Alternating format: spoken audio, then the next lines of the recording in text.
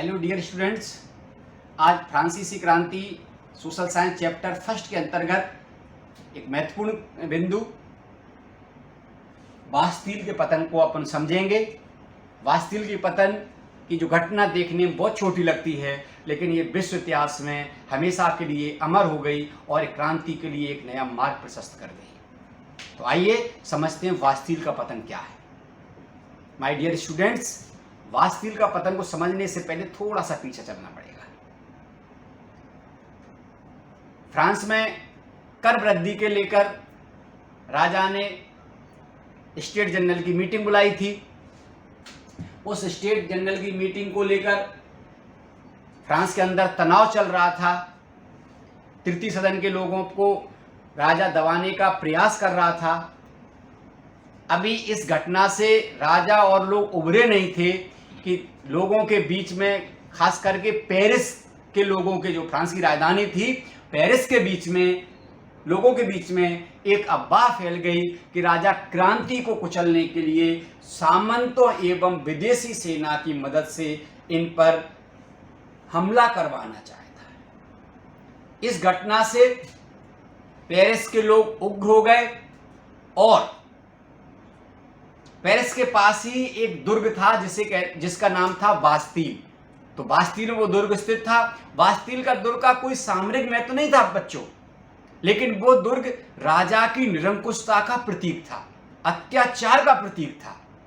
उस दुर्ग में बहुत लंबे समय से, लुई 16वें से पहले से ही, लुई 15वें 14वें के समय से ही उस दुर्ग को केवल एक बंदी गृह के रूप में, कैद खाने के रूप में उपयोग किया जाता था।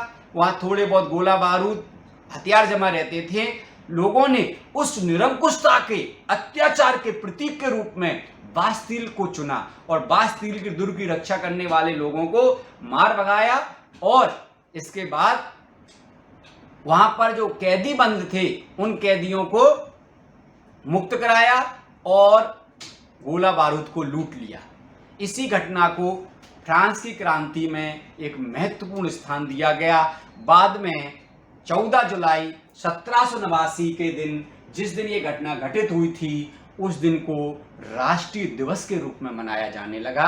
आज ही फ्रांस का जो राष्ट्रीय दिवस है वो 14 जुलाई को ही मनाया जाता है, उसी बास्तील के पतन के दिन को। तो आप देख लो कि छोटी सी छोटी घटना कितना बड़ा रूप ले लेती है। आओ उसको थोड़ा सा, जो नोट्स बनाने के हिसाब से लाया हूं, उसको भी आप समझ लें। फ्रांस में कर वृद्धि को लेकर राजा और तृतीय स्टेट के मध्य तनाव चल ही रहा था कि तभी पेरिस में यह अफवाह फैल गई कि राजा सामंतों एवं विदेशी सेना की सहायता से क्रांति को कुचलना चाहता है। क्रांति मतलब जो लोग राजा की बात को नहीं मान रहे थे, संविधान जो सभा घोषित कर दिया था टेनिस कोर्ट शपथ के बाद को, उस क्रांति को कुचलना चाहते थे। फलस्वरूप निरंकुशता के प्रतीक बास्तील दुर्ग पर 14 जुलाई 1789 को जनता ने धावा बोल दिया। दुर्ग की रक्षा करने वाले सैनिकों, कमांडरों को मार दिया गया तथा वहां पहले से बंद कैदियों को मुक्त कर दिया गया एवं हथियार, गोला बारूद को भी लूट लिया गया। यह घटना निरंकुश एवं अत्याचारी राजतंत्र को समाप्त करने का प्रथम कदम था। ये पहली घटना थी, सशस्त्र विद्रोह कह सकते हैं राजा के खिलाफ। क्या हुआ? इस छोटी सी दिखने वाली घटना का फ्रांस के इतिहास में विशेष महत्व है। बाद में इसी दिन यानी 14 जुलाई 1789 को फ्रांसीसी राष्ट्रीय दिवस के रूप में घोषित कर दिया गया या फ्रांस का राष्ट्रीय दिवस मनाया जाने लगा। तो बच्चों, आपको समझ में आ गया होगा।